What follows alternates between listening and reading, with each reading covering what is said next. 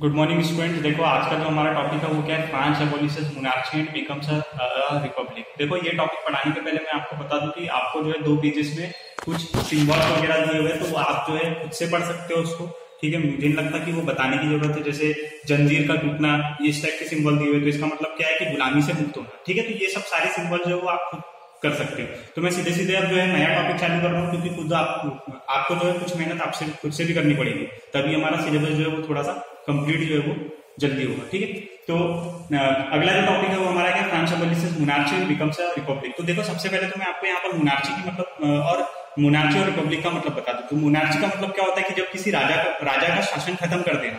ठीक है, आया समझ में। मोनार्ची मतलब होता है एक तरीके से राजा का, जैसे राजा का बेटा राजा ही जो है वो अगला राजा होता है। ठीक है, तो वो कहलाता है मोनार्ची। ठीक है, आया समझ में। तो और एबॉलिश का मतलब क्या होता है, खत्म कर देना एक तरीके से। तो फ्रांस एबॉलिशेस मोनार्ची मतलब फ्रांस ने क्या कर दिया था, मोनार्ची को खत्म कर दिया था। क्योंकि देखो जो लुईस 16 था वो बहुत ज्यादा तंग कर रहा था शुरुआत से, जो है वो एक तरीके से मतलब अपनी जो है मनमानी करे जा रहा था। तो उसको जो है उसका सिस्टम इन लोगों ने खत्म कर दिया। और क्या हो गया, फ्रांस को कैसा डिक्लेयर कर दिए थे, रिपब्लिक। तो रिपब्लिक का मतलब क्या होता है बेटा, जब कोई कॉमन बंदा, ठीक है, कोई भी कॉमन बंदे को अगर हम वोट करके क्या करें, अपना रिप्रेजेंटेटिव चुन लेते हैं। जैसे यहाँ पर जो है इंडिया में क्या है, अभी एक तरीके से रिपब्लिक है, जैसे प्रेसिडेंट रामनाथ कोविंद। ठीक है, रामनाथ कोविंद को जो है किसने चुना है, एक तरीके से हमारे रिप्रेजेंटेटिव्स ने चुने। ठीक है, आरासन में मतलब इलेक्ट होकर के आए हैं प्रेसिडेंट। ठीक है, तो ये कहलाता है रिपब्लिक। ठीक है, मतलब पब्लिक में से कोई भी बन सकता है राजा। ठीक है, जब पब्लिक में से ही कोई भी एक राजा बन जाएगा तो क्या कहलाता है, रिपब्लिक। ठीक है, तो देखो यहाँ पर क्या हुआ था कि अब हम इसमें इस टॉपिक को कंटिन्यू करते हैं।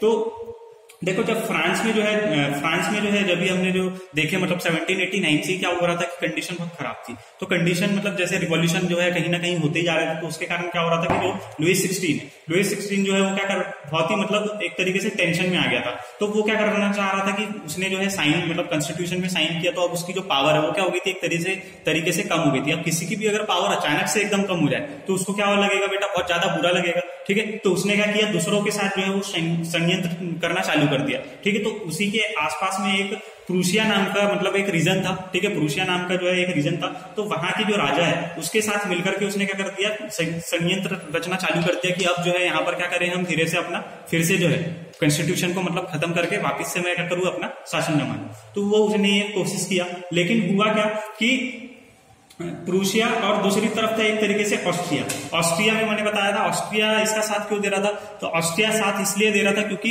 ये जो लुईस 16 है उसकी जो वाइफ थी मैरी एंटोनिएट कहां से थी, ऑस्ट्रिया से। ठीक है, तो ऑस्ट्रिया वाले भी क्या कर रहे थे, एक तरीके से राजा का साथ दे रहे थे। लेकिन हुआ क्या कि ये बात जो है नेशनल असेंबली को पता चल जाती है कि राजा जो है मतलब कुछ ना कुछ जो है वो षड्यंत्र कर रहा है हमारे खिलाफ। ठीक है, तो नेशनल असेंबली को जैसे ही पता चलती है तो वो क्या कर देता है कि पहले ही जो है इनके अटैक करने के पहले मतलब राजा क्या करता है, इनके साथ प्लानिंग बनाता है कि तुम जो है फ्रांस में क्या करो, अटैक करो, और उसके बाद फिर जो है हम क्या करेंगे, मतलब एक तरीके से फिर हमारा ही राज होगा। ठीक है, तो हमारा ही राज होगा, ये मतलब ये लोग बोलते हैं इसको।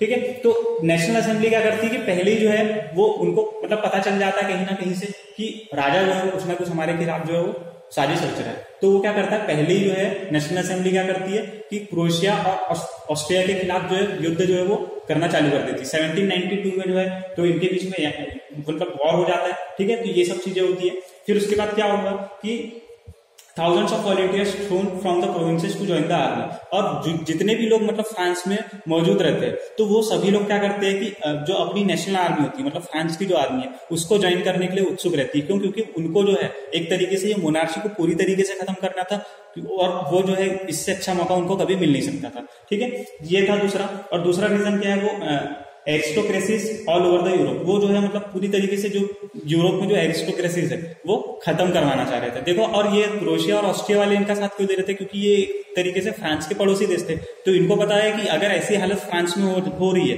तो ये कभी ना कभी हमारे साथ भी हो सकती है, मतलब हमारे खिलाफ भी जो है हमारे ही लोग क्या हो सकते हैं, साजिश कर सकते हैं, और यहाँ पे भी क्या होगा, मोनार्ची खत्म हो जाएगा। इसलिए ये लोग जो है इसका साथ दे रहे थे। ठीक है, अब उसके बाद जो है यहाँ पर जो है जब इनके बीच में वॉर होता है तो एक जो है एक पैट्रियोटिक सॉन्ग जो है वो मतलब बजाया जाता है। ठीक है, वो पैट्रियोटिक सॉन्ग का नाम क्या है, तो मार्शलिस। ठीक है, ये मैंने नीचे में लिख दिया मार्शलिस कहके। तो ये मार्शलिस सॉन्ग को लिखा किसने था, तो रोगेट डी लिजले। ठीक है, रोगेट डी एलिसले। ठीक है, रॉबर्ट डी एलिसले ने इसको लिखा था। और ये सबसे पहली बार जो है वो गाया था वॉलंटियर्स ने, मतलब जो भी सेना में जो भी सैनिक थे उन लोगों ने गाया था। ठीक है। ये जो है ये मर्सिलिस इसका नाम मर्सिलिस क्यों पड़ा, क्योंकि ये जो है ये चलना कहां से चालू कर रहे थे, मर्सिलिस से जा रहे थे लड़ाई लड़ने, ठीक है, इसलिए जो है इस गाने का नाम क्या पड़ा, मर्सिलिस पड़ा। मर्सिलिस से ये जा रहे थे लड़ाई लड़ने, कहां पर, तो फ्रांस का कैपिटल अभी जो है पेरिस, ठीक है, तो पेरिस जा रहे थे ये लोग, तो इसलिए जो है इसका नाम क्या पड़ा है, मर्सिलिस। बाकी जो है आगे हम आगे के लेक्चर में कंटिन्यू करेंगे। Thank you.